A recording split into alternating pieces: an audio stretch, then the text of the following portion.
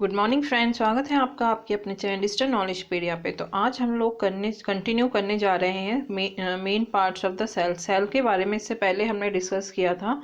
इससे पहले हम देख चुके हैं कि कोशिका की जो थ्योरी थी, कोशिका सिद्धांत की थ्योरी हमने देखी थी। और सेल के अंदर हमने क्या डिस्कस किया था? प्रोटोप्लाज्म। ठीक है, प्रोटोप्लाज्म के दो पार्ट हमने डिस्कस किए थे। प्रोटोप्लाज्म में सबसे पहले क्या होता है, यहाँ पे क्या होता है, ये साइटोप्लाज्म होता है। ठीक है, जो कि होता है न्यूक्लियस, ये जो न्यूक्लियस है और इसके बीच में सेल मेम्ब्रेन के बीच में, और अंदर इसके न्यूक्लियस के अंदर क्या होता है, न्यूक्लियोप्लाज्म। तो हमने ये चीज़ देखी थी प्रोटोप्लाज्म के बारे में।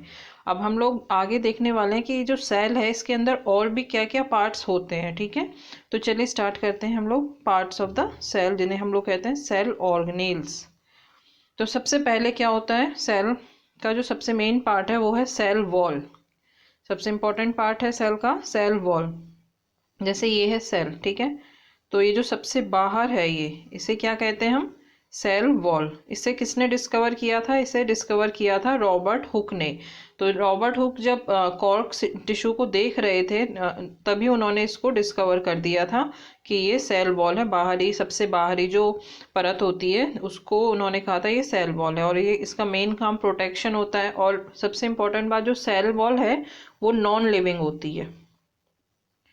ठीक है, नॉन लिविंग होती है। ठीक है, इसमें मतलब ये नॉन लिविंग होती है और ये सिर्फ प्लांट सेल में पाई जाती है। सिर्फ केवल पादप कोशिका में ही ये पाई जाती है, ये एनिमल में नहीं पाई जाती है। ठीक है, एनिमल सेल में ये नहीं पाई जाती है।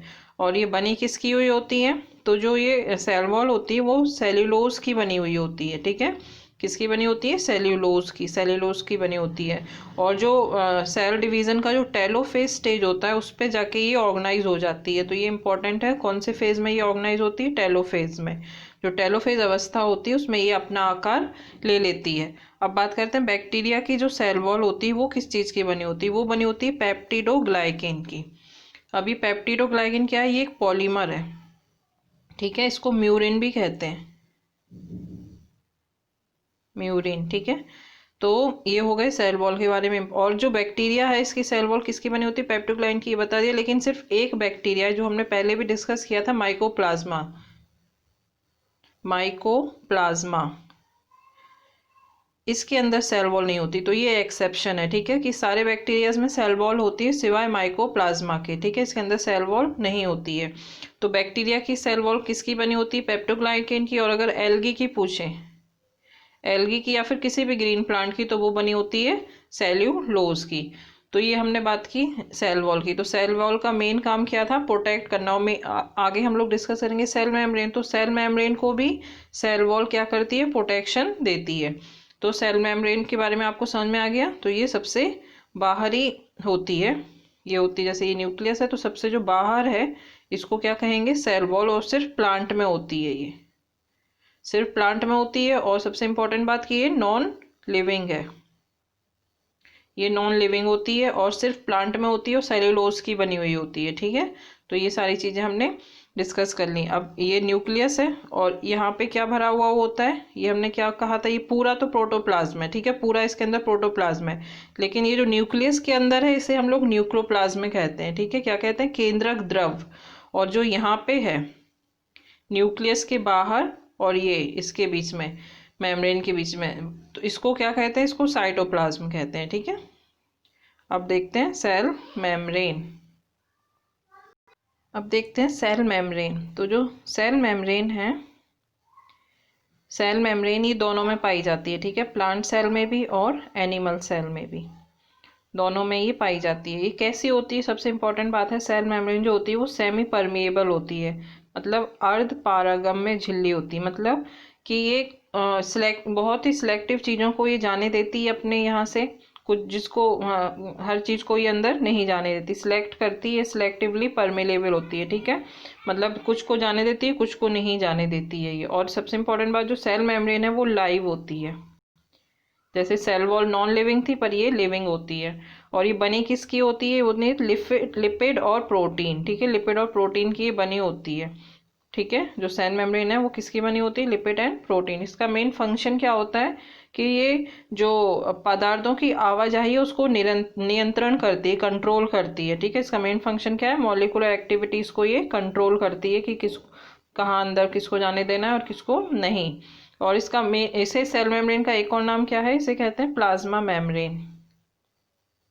प्लाज्मा मेम्ब्रेन, इसको कहते हैं प्लाज्मा मेम्ब्रेन। और इसका मेन फंक्शन हमने बता दिया, एक तो कंट्रोल मॉलिक्यूलर एक्टिविटी और साथ में ये मैकेनिकल सपोर्ट भी देती है, मैकेनिकल सपोर्ट। तो ये सेमी परविएबल तो है ही, लेकिन सिलेक्टिवली सेमी परविएबल है। ठीक है, सिलेक्टिवली सेमी परविएबल मतलब ये सिलेक्ट करती है कि किसको अंदर जाने देना है और किसको नहीं। ठीक है, तो ये हो गई सेल मेम्ब्रेन। तो सेल मेम्ब्रेन कैसी है, लिविंग है, और सेल वॉल जो थी वो नॉन लिविंग है। अब देखते हैं इसका एक मॉडल जो दिया है, दो साइंटिस्ट थे, Singer and Nicolson. Singer and Nicolson ने फ्लूइड मोज़ाइक मॉडल दिया है। तो ये याद रखना है, फ्लूइड मोज़ाइक मॉडल ये किस चीज़ से रिलेटेड है, ये है सेल मेम्ब्रेन से रिलेटेड। तो फ्लूइड मोज़ाइक मॉडल जो कि यही सिलेक्टिव परमेबिलिटी के बारे में बताता है, तो वो किसने दिया था, सिंगर एंड निकोलसन। आगे देखते हैं एंडोप्लाज्मिक रेक्टिकुलम। तो इसे कहते हैं अंतःप्रद्रव्य जालिका। एंडोप्लाज्मिक रेक्टिकुलम को क्या कहते हैं, अंतःप्रद्रव्य जालिका। तो इसकी जो डिस्कवरी की थी वो की थी के.आर. पॉर्टर ने। के.आर. पॉर्टर ने इसकी डिस्कवरी 1945 में की थी। और ये बना किसका होता है, ये लिपोप्रोटीन का बना होता है, जिसमें फैट होता है और कोलेस्ट्रॉल होता है, फैट और कोलेस्ट्रॉल।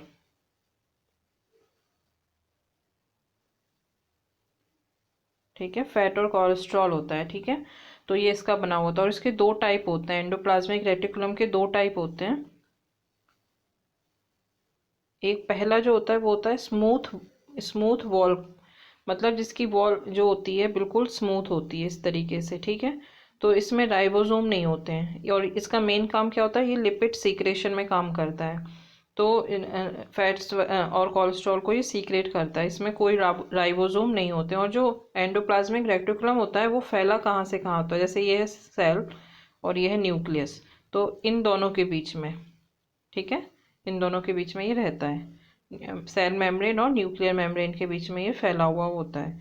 तो इसका पहला टाइप होता है स्मूथ वॉल, जो मतलब चिकनी वॉल होती है, दीवार होती है, जिसमें कोई भी राइबोसोम नहीं लगे होते हैं। और दूसरा जो होता है वो होता है रफ एंडोप्लाज्मिक रेक्टिकुलम में क्या होता है कि बीच बीच में राइबोसोम मिलते हैं, तो उसी वजह से ये रफ हो जाती है। और यहाँ पे मेन काम प्रोटीन बनता है, यहाँ पे प्रोटीन का निर्माण होता है, प्रोटीन सिंथेसिस होता है। तो इसका मेन जो एंडोप्लाज्मिक रेटिकुलम होता है, इसका मेन फंक्शन ही ये होता है कि वो प्रोटीन और लिपिड का ट्रांसपोर्टेशन करता है, क्योंकि ये दोनों ही जो न्यूक्लियर मेम्ब्रेन और सेल मेम्ब्रेन के मैन्युफैक्चर में ये दोनों ही काम आती हैं। तो इसका मेन फंक्शन क्या हो गया, एंडोप्लाज्मिक रेटिकुलम का मेन फंक्शन ट्रांसपोर्टेशन, और किस चीज़ का, प्रोटीन और लिपिड्स का, इन दोनों को ट्रांसफ़र करता है, क्योंकि इन दोनों का ही किसके फॉर्मेशन में ये हेल्प करते हैं, सेल मेम्ब्रेन और न्यूक्लियर मेम्ब्रेन। तो ये हो गया हमारा एंडोप्लाज्मिक रेटिकुलम। अब नेक्स्ट देखते हैं गोल्गी बॉडी, या फिर जिसे कहते हैं गोल्गी काय। तो गोल्गी बॉडी जो है इसकी डिस्कवरी की थी कैम्लियो गोल्गी ने। किसने डिस्कवर की थी, कैम्लियो गोल्गी ने, जो कि एक इटली के साइंटिस्ट थे। और इसमें गोल्गी बॉडी में ग्रुप होता है ट्यूब्स और वेसिकल्स का। ठीक है, इसमें क्या होता है, जो नलिकाओं का और समूह होता है और थैलियों का बना हुआ होता है, थैलियों का। तो इसका मेन फंक्शन पैकिंग मटेरियल के रूप में ये काम करता है। ठीक है, पैकिंग करता है और प्रोटीन सिंथेसिस में भी ये हेल्प करता है। और इसको साथ में गोल्गी बॉडी को क्या कहते हैं, इसको कहते हैं ट्रैफिक कंट्रोलर। ट्रैफिक कंट्रोलर क्यों कहते हैं, क्योंकि ये क्या करता है जैसे प्रोटीन वगैरह और भी यहाँ पे कई सब्सटेंस का जो सिंथेसाइज होता है, निर्माण होता है, उनको पैक करके पैकिंग हो जाती है यहाँ पे उसकी, और पैक करके ट्रांसफ़र कर दिया जाता है जहाँ पे उनका डेस्टिनेशन होता है, मतलब जहाँ पे उनकी ज़रूरत होती है, तो उस सब्सटेंस को मेम्ब्रेन के थ्रू वहाँ पे ट्रांसफ़र कर दिया जाता है। तो इसको इसलिए ट्रैफिक कंट्रोलर भी कहते हैं। और साथ में ये क्या करता है, फॉर्मेशन ऑफ सेल वॉल, जो गोल्गी बॉडी होता है, गोल्गी गोल्गी काय जो होता है वो सेल वॉल की फॉर्मेशन में भी बहुत ज़्यादा हेल्प करता है, और साथ में लाइजोसोम, ठीक है। तो कोशिका भित्ति और लाइजोसोम के निर्माण में ये हेल्प करता है। अब देखते हैं नेक्स्ट, लाइजोसोम। जो लाइजोसोम है इसकी डिस्कवरी की थी डी डुबे ने, ठीक है। डी डुबे ने इसको डिस्कवर किया था। इसका मेन फंक्शन क्या होता है? इसका मेन फंक्शन होता है डिस्ट्रॉय फॉरेन सब्सटेंस, मतलब बाहरी पदार्थों का ये भक्षण करता है, ठीक है। और इसके अंदर 24 प्रकार के पावरफुल एंजाइम्स होते हैं। कितने टाइप के होते हैं? 24 प्रकार के पावरफुल हाइड्रोलाइटिक एंजाइम्स होते हैं, जो क्या करते हैं, कोई भी बाहरी पदार्थ, बैक्टीरिया वगैरह अगर सेल के अंदर आता है तो उसको ये लोग नष्ट कर देते हैं। इसीलिए इसको क्या कहते हैं? सुसाइड वेसल कहते हैं। इसका दूसरा नाम क्या है? Suicide vessel. और ये जो लाइजोसोम है ये मैमल्स के जो आरबीसी होता है उसमें ये नहीं पाया जाता है। तो ये बहुत इंपॉर्टेंट है, मैमल्स का जो आरबीसी होता है उसमें लाइजोसोम नहीं पाया जाता है, ठीक है। और साथ में इसमें आरबीसी में जो होता है वो राइबोसोम भी नहीं पाया जाता है,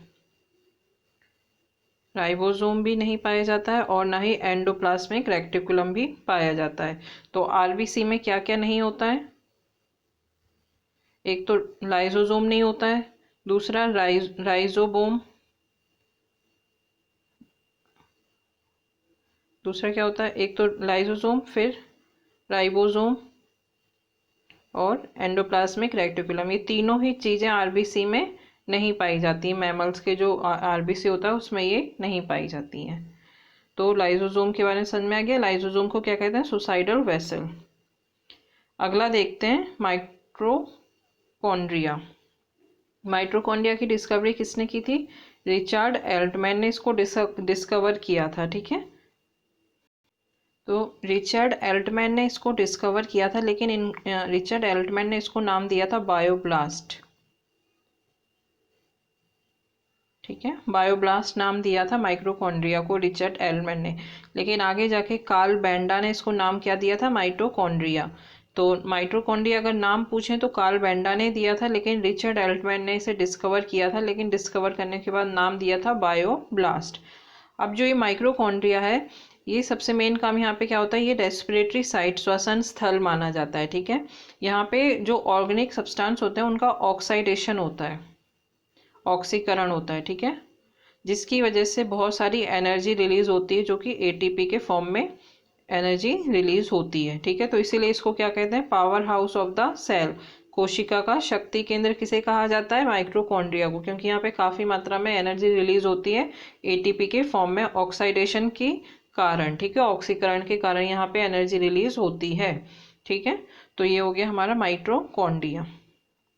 अगला देखते हैं राइबोसोम। राइबोसोम जो होता है उसको डिस्कवर किया था, एनिमल सेल में डिस्कवर किया था जेई पलाडे ने 1955 में, लेकिन इससे पहले ही प्लांट सेल में रॉबिन्सन और ब्राउन ने 1953 में डिस्कवर कर चुके थे, जो लेकिन उन्होंने प्लांट सेल में पादप कोशिका में डिस्कवर किया था, और जंतु कोशिका में बाद में डिस्कवर हुआ, जो कि जेई पलाडे ने डिस्कवर किया था।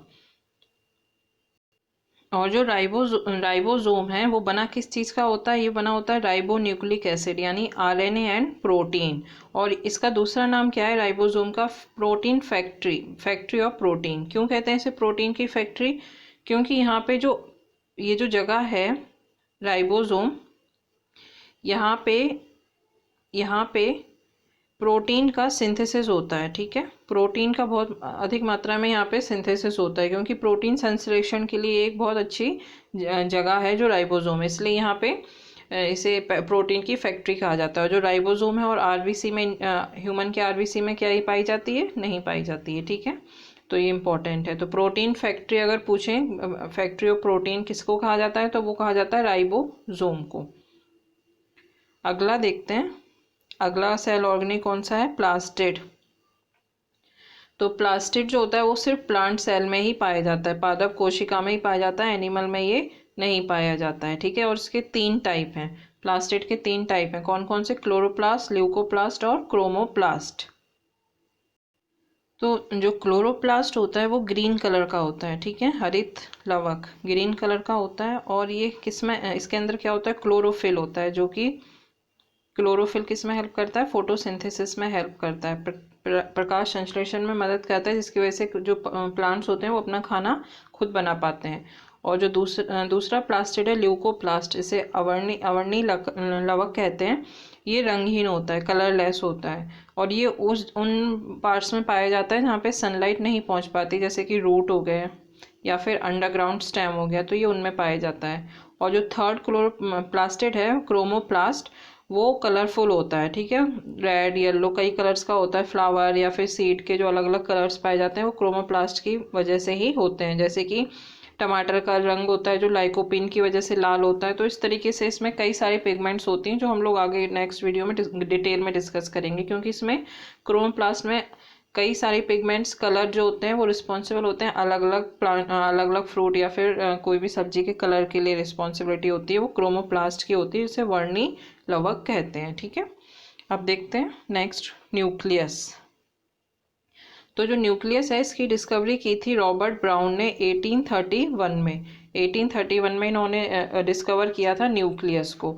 और इसका जो न्यूक्लियस जो होता है वो सारी सेल की जितनी भी एक्टिविटीज़ होती हैं उनका कंट्रोलिंग सेंटर माना जाता है। और उसका मेन जो फंक्शन है न्यूक्लियस का, वो होता है हेरिडिटी ऑफ पैटर्नल कैरेक्टर को ट्रांसफ़र करना, ठीक है। मतलब ये जो पैतृक गुणों का वंशागत करने की में ये अहम भूमिका निभाता है। मतलब पेरेंट्स से बच्चों में जो कैरेक्टर जाते हैं वो किसकी वजह से जाते हैं? न्यूक्लियस की वजह से ही जाते हैं। तो न्यूक्लियस को हम लोग और आगे डिटेल में डिस्कस करेंगे, इसके बारे में इसमें देखेंगे डीएनए, और डीएनए के बारे में हम लोग आगे नेक्स्ट वीडियो में डिस्कस करेंगे, क्योंकि ये काफ़ी लंबा टॉपिक है।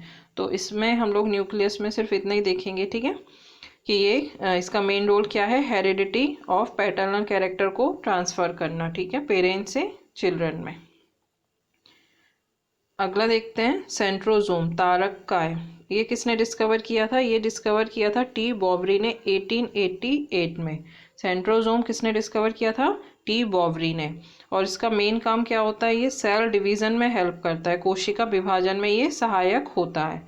तो कोशिका सेल डिवीज़न में सेंट्रोजोम हेल्प करता है, और ये एक या दो सेंट्रियोल से मिलकर बना हुआ होता है, ठीक है। अगला देखते हैं वैक्यूल्स, रसधानी, ठीक है। जो वैक्यूल्स होता है वो नॉन लिविंग होता है। उसका मेन फंक्शन क्या होता है? Collect food stuff.